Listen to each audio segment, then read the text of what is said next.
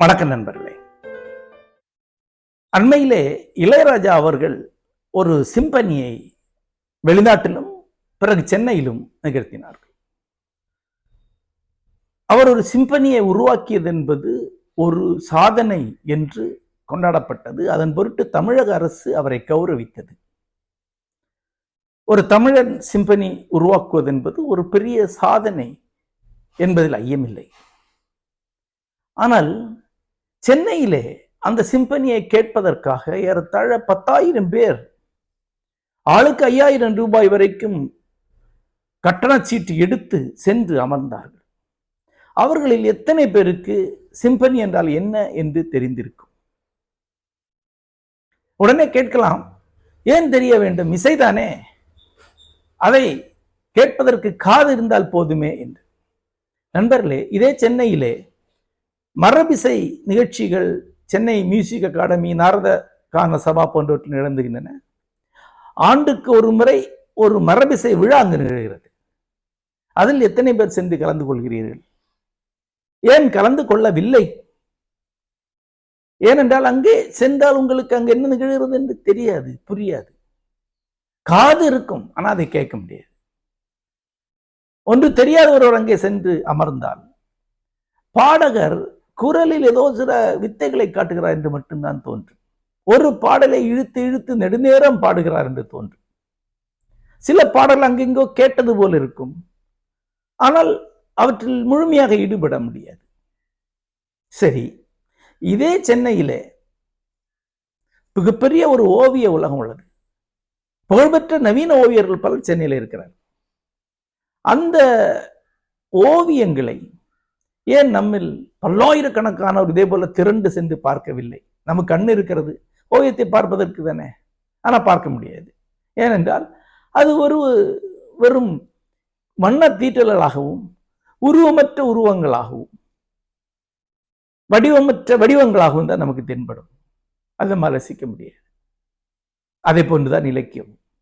இப்ப தமிழில நவீன இலக்கியம் புதுமைப்பித்தனில் தொடங்கி நான் வரைக்குமான 4 தலைமுறை படைப்பாளிகளால் தொடர்ந்து எழுதப்படுகிறது.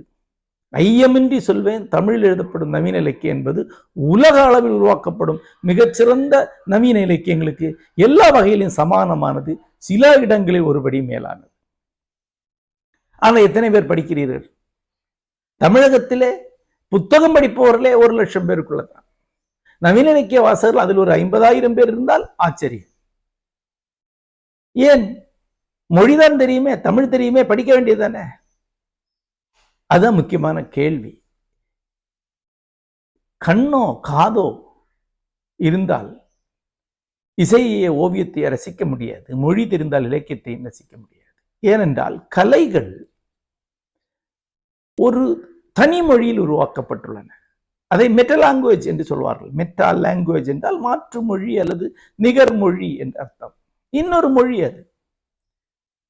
அதாவது இலக்கியத்தில் ஒரு மொழி இருக்கிறது, அது தமிழ் மொழி.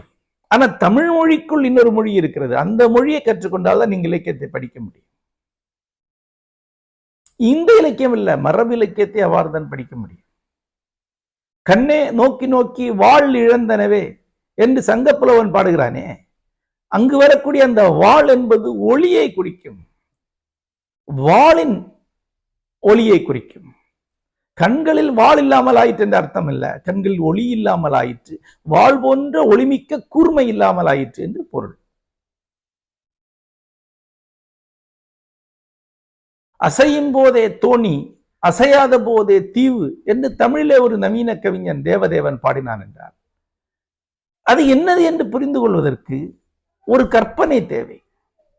ஒரு தோணி அசையாமல் இருக்கும்போது அது தீவு தான், அசையுங்கணம் அது தீவாகிறது, தீவல்லாதாகி தோணியாகிறது. அசைவுக்கும் அசைவிற்கு இடையே மின்னர் பொழுதே தூரம் என்று அவர் சொல்லும் போது இன்னும் அடுத்த கட்டத்துக்கு அந்த கவிதை போகிறது. இது வாழ்க்கையை பற்றிய ஒன்று, உள்ளத்தை பற்றிய ஒன்று என்று தெரிந்து கொள்வதற்கு பெயர் தான் கவிதை ரசனை. அப்படி என்றால் தமிழ் தெரிந்தால் தமிழ் கவிதையை படிக்க முடியாது, கபிலரையும் படிக்க முடியாது, தேவதேவனையும் படிக்க முடியாது.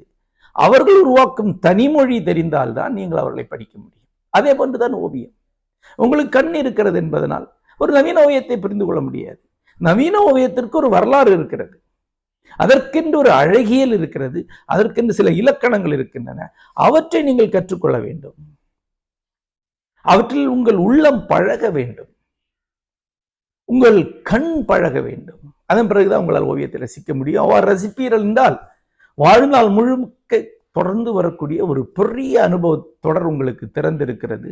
ஒருபோதும் உங்கள் வாழ்க்கை சலிப்பூட்டாது, உங்கள் வாழ்க்கை அர்த்தமின்றதாக தோற்றமளிக்காது. இசைக்கு வருகிறேன். இந்திய மரபிசை, அவற்றில் தென்னக இசை கர்நாடக இசை என்று சொல்லப்படுகிறது.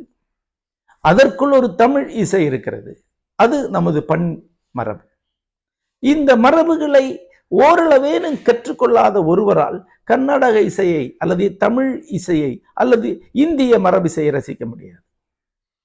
அதில் ஒரு வரலாறு இருக்கிறது. எப்படி இந்த இசை வெவ்வேறு கூறுகள் கலந்து கடந்த 200-300 ஆண்டுகளாக உருவாகி வந்திருக்கிறது என்று தெரிந்து கொள்ள வேண்டும்.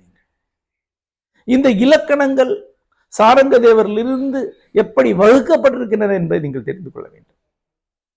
இதன் அடிப்படையில் பண் அல்லது ராகம் என்றால் என்ன, அதன் ஒலிவரிசை என்ன, அதன் அடையாளங்கள் என்ன என்று தெரிந்து கொள்ள வேண்டும். ஒரு ராகம் உங்களுக்கு தெரியும் போதுதான் கர்நாடக சங்கீதத்தை உங்களால் ரசிக்க முடியும். உடனடியாக அந்த ராகம் உங்கள் மனக்குள் வருகிறது, ராக பாவம் உங்கள் மனதுக்குள் உருவாகிறது. அந்த கலைஞர் அந்த ராக பாவத்தை மீட்டி மீட்டி பெருசாக்கி கொண்டே போகும்போது நீங்கள் உள்ளே சென்று மகிழ ஆரம்பிக்கிறீர்கள். பண் அல்லது ராகம் அறிந்தால் இந்தியாவில் உள்ள எல்லா இசையையுமே ரசிக்க முடியும். ஏறத்தாழ சிறு வேறுபாடுகளுடன் இவை எல்லாம் இந்திய இசை என்ற ஒரு பொது இலக்கணத்துக்குள் அடங்கும். இவை ஒன்றுதான். இந்த இந்திய மரபிசையை, குறிப்பாக அதில் உள்ள ராகம் என்ற ஒரு அல்லது பண் என்ற ஒரு தனி கட்டமைப்பை, அதன் வரலாற்றை, அதன் இலக்கணத்தை கற்றுக் கொடுப்பதற்காக நாங்கள் இசை நிபுணர் ஜெயக்குமார் அவர்களால் நடத்தப்படும் ஒரு வகுப்பை தொடர்ச்சியாக நடத்தி வருகிறோம். ஒரு 3 நாட்கள் அந்த வகுப்பில் இருந்தால் போதும். அவர் ஒரு 10 ராகங்களை, அதன் இலக்கணத்தை சொல்லிக் கொடுப்பார். அவை எப்படி உருவாகும் என்று சொல்லிக் கொடுப்பார். அவற்றை திரைப்பட பாடல்கள் வழியாகவும், கர்நாடக சங்கீத கீர்த்தனைகள் வழியாகவும், தமிழிசையில் உள்ள பாடல்கள் வழியாகவும் உங்களுக்கு அறிமுகம் செய்வார். காது பழக வேண்டும். இந்த தொடக்கம் உங்களுக்கு அமைந்தால் நீங்கள் தொடர்ந்து மறுபடியும் ஒரு ஓராண்டு யூடியூப் வழியாக கேட்க முடியும் என்றால் கன்னட இசைக்குள் சென்று விடலாம். இப்போ சிம்பனிக்கு வருகிறேன். இப்போ சிம்பனி ஏன் அவ்வளவு அரிதாக கருதப்படுகிறது? ஏன் இளையராஜா போன்ற ஒருவர் சிம்பனி அமைக்கும் போது அது ஒரு பெரிய சாதனையாக கருதப்படுகிறது? ஏனென்றால் சிம்பனி என்பது ஐரோப்பிய கலை, இசைக்கலை அடைந்த ஒரு உச்சம். ஓப்பரா என்பது இசையும் நாடகம் கலந்த இன்னொரு உச்சம். சிம்பனி என்ற வார்த்தை எதை குறிக்கிறது? அந்த வார்த்தை குறிப்பது சேர்ந்திசை, இணைந்திசை, ஒத்திசை. அதாவது ஐரோப்பாவிலே பல்வேறு இசை வடிவங்கள் நீண்ட காலமாக வளர்ந்து வந்தன. கோயர் மியூசிக் என்று ஒன்று உண்டு, அதாவது தேவாலய இசை அல்லது மரபு சார்ந்த, மதம் சார்ந்த இசை. இன்னொன்று ஜிப்சிகள் அல்லது அது போன்ற நாடோடிகள் உருவாக்கிய ஒரு கேளிக்கை இசை. இது தவிர பல்வேறு நாட்டுப்புற இசைகள் அங்கு இருந்தன. இவை எல்லாம் அங்கிருந்த பிரபுக்களால் பேணப்பட்டு ஐரோப்பா என்ற ஒற்றை சமூகம் 15ஆம் நூற்றாண்டு வாக்கிலே உருவாக தொடங்கிய போது ஒன்றுடன் ஒன்று கலந்து சிம்பனி உருவாகிட்டு, எப்படி பல்வேறு பண்பாடுகளும் மொழிகளும் வட்டார கலாச்சாரங்களும் இணைந்து ஐரோப்பா என்ற ஒரு ஒற்றை அடையாளம் உருவாகிட்டு, அதே போல வெவ்வேறு இசைகள் கலந்து சிம்பனி உருவாகிட்டு. ஐரோப்பா உருவாக்கத்துக்கும் சிம்பனி உருவாக்கத்திற்கும் ஒரே வரலாறு தான். ஐரோப்பிய பண்பாடு என்று ஒன்று சொல்கிறோமே, அது சிம்பனி என்பதுதான். யூரோப் என்பது a symphony of cultures என்று சொல்லுவாங்க. சிம்பனி என்பது a music of cultures என்று சொல்லுவாங்க. இந்த சிம்பனியிலே மனிதர்கள் உருவாயிருக்கிறார்கள். பீத்தோவன்ல இருந்து மொசாத், மாலர் என்று பெரிய மேதைகள் உருவாகி வந்திருக்கிறார்.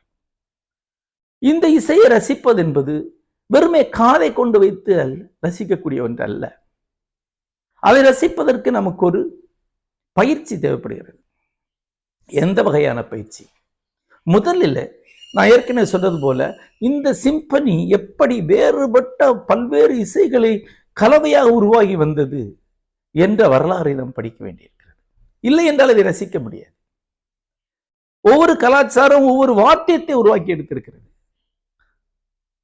பிராஸ் எனப்படும் பித்தளை ஒலி வாத்தியங்கள், ஸ்ட்ரிங்ஸ் எனப்படும் நரம்பு வாத்தியங்கள், தாள வாத்தியங்கள். இந்த வாத்தியங்கள் எல்லாம் ஒவ்வொன்றும் தனித்தன்மையானவை, தனியான ஓசை கொண்டவை, ஒன்று கொண்டு ஒத்திசையாதவை. இவற்றை பெருங்கலைஞர்கள் மிக சரியாக ஒத்திசைய வைத்து சிம்பனி உருவாக்கினார். அவை இந்த ஒவ்வொரு பண்பாடு, அவை ஒவ்வொரு வாத்தியத்தை எப்படி உருவாக்கின, இந்த வாத்தியங்கள் எப்படி ஒரு சிம்பனி இசைக்குள் சரியான ஒத்திசைவை அடைகின்றன என்பதை ஒரு நிபுணர் உங்களுக்கு சொல்ல வேண்டியிருக்கிறது. இல்லை என்றால் சிம்பனி இசை வெறும் சத்தமாகத்தான் இருக்கும். இத்தனை வாத்தியங்கள் எப்படி இணைந்து ஒரு இசையாக ஆகின்றன என்கிற விந்தை உங்களுக்கு இருந்தாலே இதற்குள் நீங்கள் செல்ல முடியும். இத்தனை 100 ஓசைகள் இணைந்து ஒற்றை இசையாகக்கூடிய விந்தை இருக்கே, அதுதான் சிம்பனி. ஆகவே இந்த வாத்தியங்கள், அவற்றின் வெவ்வேறு இயல்புகள், அவை வெவ்வேறு கலாச்சாரங்கள் எப்படி உருவாகி வந்தன, அவை எப்படி இணைந்தன என்பதை ஒரு அழகிய சுருக்கமான வரலாற்று அறிமுகமாக ஒருவர் சொல்லித்தர வேண்டும். அதுதான் சிம்பனியிலிருந்து நாம் கற்க வேண்டிய முதல் பாடம். இரண்டாவதாக, சிம்பனி என்பது வெறுமே இசையை உருவாக்குவதல்ல. அதாவது வெவ்வேறு கருவிகளை இணைத்து ஒரு இசையை உருவாக்கினால் சிம்பனி ஆகிவிடாது. அதற்கு பின்னால் ஒரு பார்வை, ஒரு தத்துவ பார்வை இருக்க வேண்டும், ஒரு பிலாசபி இருக்க வேண்டும். அந்த பிலாசபியின் வெளிப்பாடாகத்தான் அந்த இசை இருக்கு. ஒரு சிம்பனி என்பது ஒரு நாவல் போல, ஒரு நீள் கவிதை போல ஒரு பார்வையை, ஒரு தரிசனத்தை முன்வைப்பது. அதை எழுதிய ஆசிரியரின் வாழ்க்கை பார்வையை, அவனுடைய சிந்தனையை முன்வைப்பது. இசைக்குள் அந்த சிந்தனை இருக்கிறது. இந்தியாவில் உள்ள நமது மரபிசை பாடல்களுக்கு பின்னால் அப்படி ஒரு தனி சிந்தனை இல்லை. ஆகவே நம்மால் மேலை நாட்டு இசைக்குள் சொல்வதில் ஒரு சின்ன சிக்கல் இருக்கிறது. அதாவது உதாரணமாக தியாகையரை எடுத்துக்கொண்டால் அவருடைய ஒவ்வொரு பாடல்களிலும் பக்தி என்ற உள்ளடக்கம் இருக்கிறது. அது அவருடைய உள்ளடக்கம் அல்ல, அவருடைய பார்வை அல்ல. பக்தியக்க ஒட்டுமொத்தமாக உருவாக்கிய ஒரு பார்வை அவரில் வெளிப்படுகிறது. ஒரு கவிதையில் அந்த பக்தியின் ஒரு மனநிலை வெளிப்படுகிறது. தியாகையரில் வெளிப்படக்கூடிய அதே பக்தியைத்தான் புரந்தரதாசல் நாம் பார்க்கிறோம், ஜெயதேவரில் நாம் பார்க்கிறோம். சிறிய வேறுபாடு இருக்கும். ஜெயதேவரை கேட்கும் போது அதுல ஒரு காமம், களியாட்டம் ஆகிய தன்மை இருக்கும்போது தன்னடக்கம், எளிமை, தன் இரக்கம் ஆகியவை தான் தியாகையரில் இருக்கின்றன. இந்த வேறுபாடுகள் இருக்கிறது. ஆனால் ஒட்டுமொத்தமா பக்தி என்ற ஒரே சிந்தனையைத்தான் எல்லா வாగ్గேயக்காரர்களும் பாடலாசிரியர்களும் முன்வைக்கிறார். ஆனா சிம்பனி என்பது அப்படி அல்ல. பீத்தோவன் ஒரு இசைக்கலைஞர் மட்டுமல்ல, ஒரு சிந்தனையாளர், ஒரு பிலாசபர். அந்த சிந்தனையை, அந்த பிலாசபியை முன்வைக்கிறார். நண்பர்களே, ஐரோப்பாவிலே இயற்கையை இறைவனுக்கு நிகரான ஒரு இடத்திலே கொண்டு சென்று வைக்கும் ஒரு பார்வை உருவாகி வந்தது. அதுக்கு நேச்சுரலிசம் என்று பெயர். அந்த சிந்தனை உருவானதே இசைக்கலைஞர்களிடம் இருந்துதான்.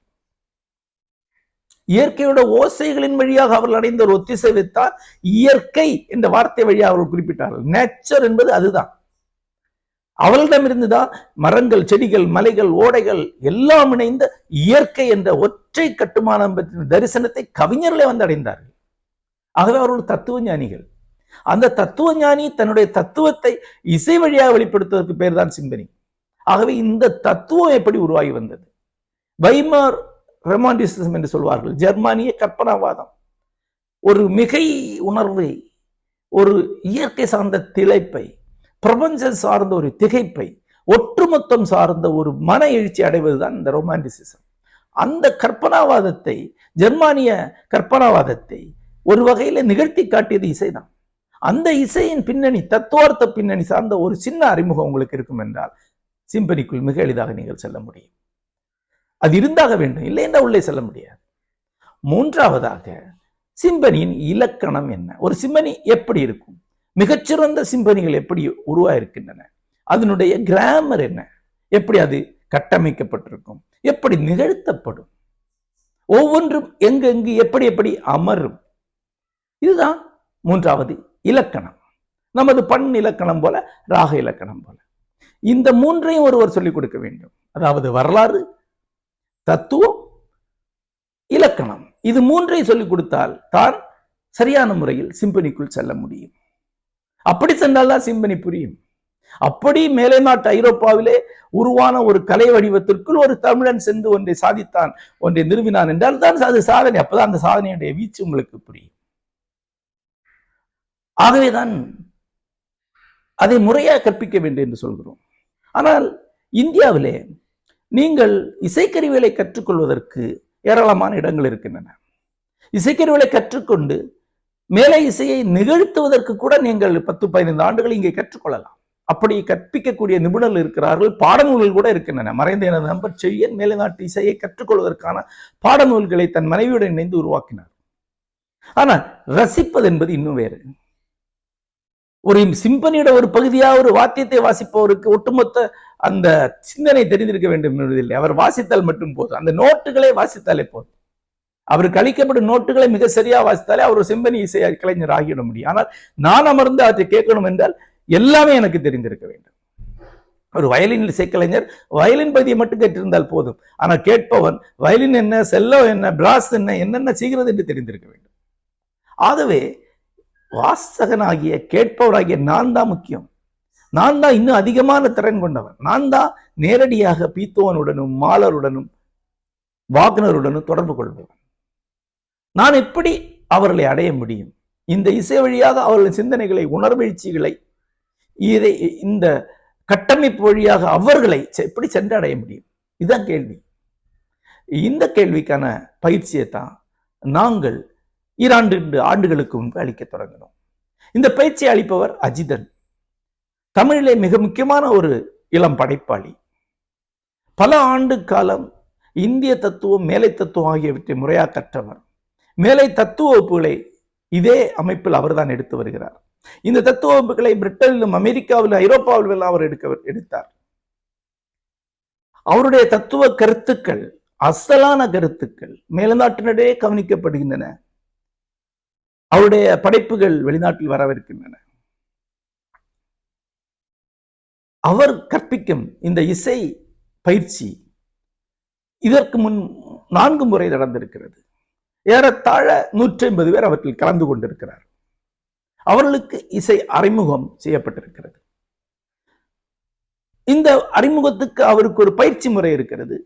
3 நாட்கள் ஒரு இடத்தில் ஆர்வம் கொண்டவர்கள் மட்டும் அமர்ந்து மிகச் சரிவாக தீவிரமாக கற்றுக்கொள்வது, ஐயங்களை தீர்ப்பது. அது மேலை இசையின் தத்துவத்தை தெரிந்து கொள்வது, மேலை இசையின் வரலாற்றை தெரிந்து கொள்வது, கூடவே மேலை இசையின் கட்டமைப்பை தெரிந்து கொண்டு அவற்றை அங்கேயே பல முறை கேட்டு செவி பழகுவது.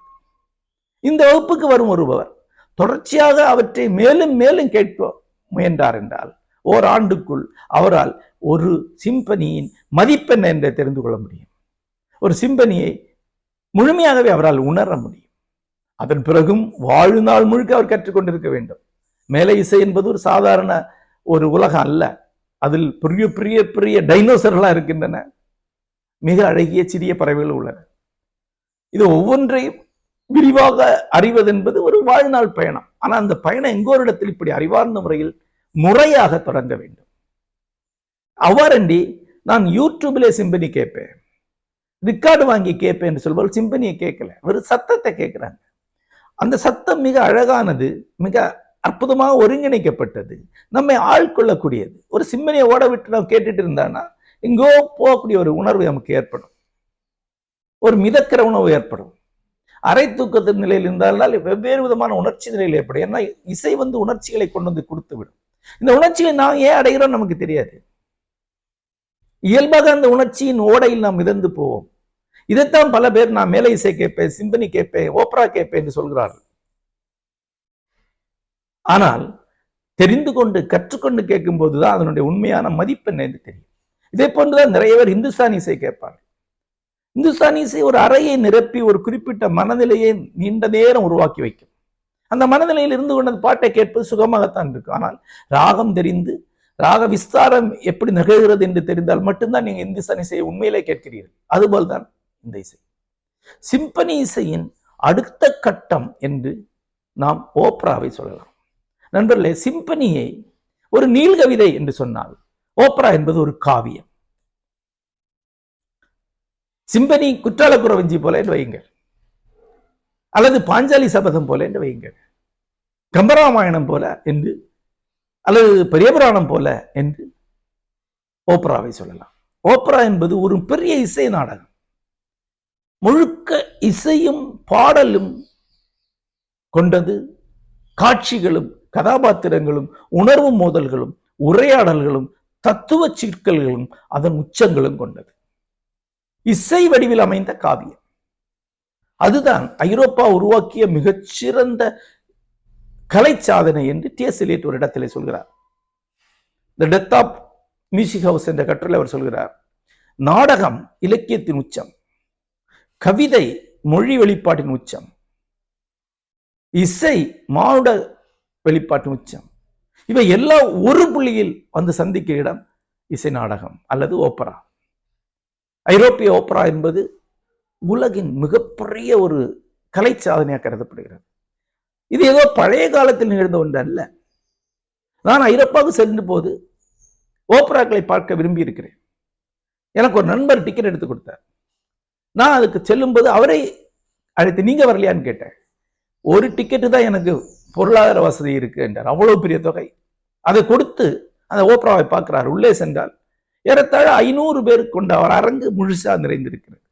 குறைந்தது 3 மாதம் முன்பு புக் பண்ணால் மட்டும்தான் ஒரு ஓப்பரா பார்க்கறதுக்கு டிக்கெட் உங்களுக்கு கிடைக்கும். அதே போன்று அனைவரும் பார்க்கக்கூடிய சிம்பனி, அண்மையிலே பிரிட்டன்ல மாலருடைய ஒரு சிம்பனி நிகழ்வை பார்க்க போயிருந்தேன். மாலர் 200 ஆண்டுகளுக்கு முன்பு அமைத்த ஒரு சிம்பனியை ஒரு நவீன இசைக்குழு அமைக்கிறார். ஏறத்தாழ 3500 பேர் அந்த அரங்கிலே கூடுகின்றார். அரங்கு அல்ல, ஒரு உள் அரங்கம் அல்லது ஒரு கிரிக்கெட் மைதானம் போன்று இருந்தது. அது அவ்வளவு அடுக்குகளாக ஒரு வட்ட வடிவிலே ஒரு கிரிக்கெட் ஸ்டேடியம் போல, கூரையிடப்பட்ட ஒரு ஸ்டேடியம் போல என்று சொல்லலாம். அது முழுக்க மக்கள், தலைகள், அவர்கள் அனைவரும் பணம் கொடுத்து இந்த நிகழ்ச்சியை பார்க்க வருகிறார். அந்த நிகழ்ச்சி தினசரி நடக்கிறது. ஒவ்வொரு நாளும் 1500 பேர் அந்த அரங்கிலே நிறைந்து அந்த இசையை கேட்டுக்கொண்டிருக்கிறார். இன்னொரு நாள் எனது மகளும் இன்னொருவரும் அந்த இன்னொரு வகையான சிம்பனி இசை நிகழ்வுக்கு அதே கூடத்தில் சென்றார். அப்போதும் அதே கூட்டம். அது ஒரு வாழும் மரபு. நண்பர்களே, இந்த மேலை இசை, அதாவது சிம்பனி, சரனேட் அண்ட் ஓப்பரா, இந்த இசை மரபு எங்க இருக்கக்கூடிய ஒன்றல்ல, நமக்கு சம்பந்தம் இல்ல ஒன்றல்ல. சிம்பனியில இருந்துதான் சினிமாவே வந்திருக்கிறது என்று அஜிதன் ஒரு பேட்டியிலே சொல்கிறார். ஒரு தொடக்க காட்சி, அதன் பிறகு பலவிதமான காட்சி இறுக்கங்கள், கிளைமாக்ஸ், இந்த கட்டமைப்பு இருக்க, இது ஓப்பராவில் இருந்தும் சிம்பனியில இருந்துதான் சினிமாவுக்கு வந்திருக்கு. ஆகவே ஆரம்பத்தில் இருந்தே சிம்பனிக்கு நிகரான ஒரு கலையாகத்தான் சினிமா இருந்திருக்கு. சினிமாவுக்கு பின்னணி இசையா ஒழித்து கொண்டிருந்த சிம்பனி தான். ஆக இங்கே சினிமா வரும்போது சிம்பனி இங்க வந்துருச்சு. இங்க நாம திரை இசையாக பின்னணி இசையா கேட்டுக்கொண்டிருப்பது ஒரு வகையான சிம்பனி தான். அப்படி பார்த்தா நம்முடைய பாப்புலர் சாங்ஸ் எல்லாமே மேலை இசையின் சாயல் கொண்டவைதான். வெளிநாட்டிலே வந்து கொண்டிருக்கக்கூடிய பாப் மியூசிக் என்பது அடிப்படையில் மேலை இசையும் கூட வெவ்வேறு ஆப்பிரிக்க இசையும் ஆசிய இசையும் கலந்த ஒன்றுதான். ஆக நம்மை சுற்றி மேலை இசை ஒவ்வொரு நாளும் ஒலித்துக் கொண்டிருக்கிறது, ஒவ்வொரு நாளும் கேட்டுக்கொண்டிருக்கிறோம். கேட்காமல் ஒருவர் இந்த நவீன உலகத்தில் வாழவே முடியாது. ஆனால் அதை முறையாக தெரிந்து கொள்வது எப்படி, அதில் உண்மையாக ஈடுபடுவது எப்படி, அதுதான் கேள்வி. அதற்குத்தான் இந்த பயிற்சி வகுப்பினை ஒருங்கிணைத்திருக்கிறோம். செப்டம்பர் 3வது வாரத்திலே நாங்கள் அஜிதன் ஒருங்கிணைக்கும் ஒரு மேலை இசை பயிற்சி நிகழ்வை அமைத்திருக்கிறோம். ஆர்வமுடைய நண்பர்கள், ரசிகர்கள் கலந்து கொள்ள வேண்டும் என்று கேட்டுக்கொள்கிறேன். வணக்கம்.